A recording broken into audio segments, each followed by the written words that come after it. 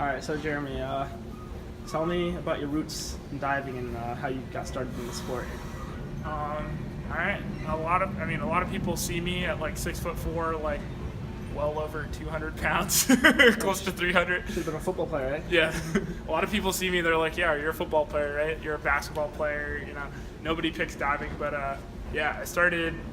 I guess starting from the beginning, I grew up. I was born and raised in Miami, Florida. I was a swimmer for a long time.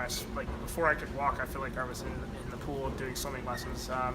And then I did swimming for a long time. And then when we moved up here to upstate New York, Schenectady area in 2004. We moved up here to upstate New York. We were in the Schenectady School District, and I decided to go out for the summer league swim team at Schenectady. And so I was swimming, in 8th grade, like, oh man, this sucks. Like I've been swimming for 12, 13 years at that point. Maybe not quite that much, 10 years, whatever. And I was just like, I'm really ready for a change of scenery here. So I decided that I saw the divers on the other end of the pool, and I had done gymnastics for a couple weeks, and then our parents pulled us out of it.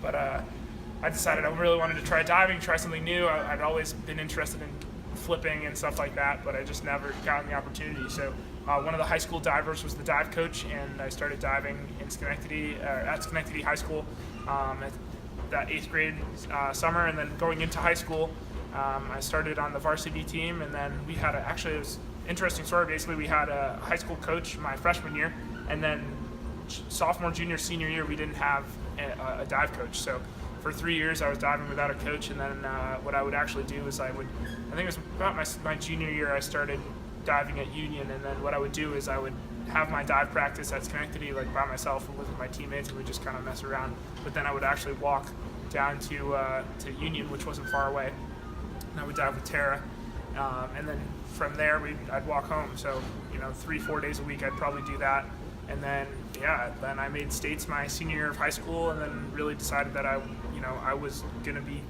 I didn't really know how good I was or if I was good enough to dive in college, but I got a couple of recruiting letters. One of them was from Union.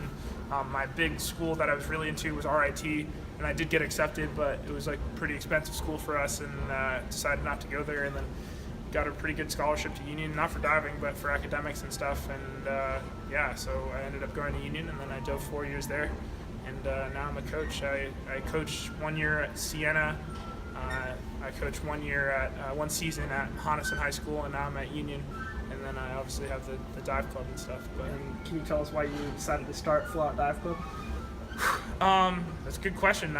Basically, back when I was in high school, I was super excited that I had a dive club at Union to be a part of, and it was awesome to be a part of that club. And one of the things that I really missed as part of that was the competition aspect of it. And there was also a club up at RPI, and it was a little bit far, and it was a little expensive for my parents, and we were just like, they're not going to make that commitment, so I didn't end up going there.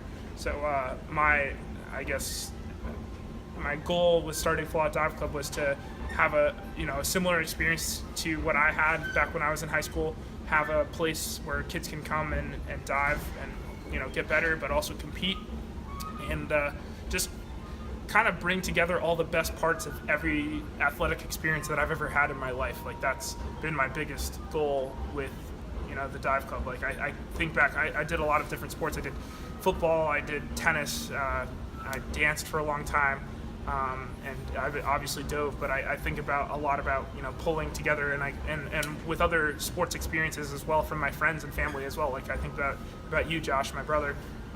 And things that you told me about that you had while you were training abroad in Belgium, like at the academy. You had a strength coach, you had a flexibility coach, you had nutritionists and stuff like that. And I think about trying to bring together that whole package and really bring together as much value as I can for the kids that I coach, and hopefully see them really kick some ass and go off. Like I think that I see myself in a lot of these kids, and I really want to see them go really far and do big things. So Nice. Yeah.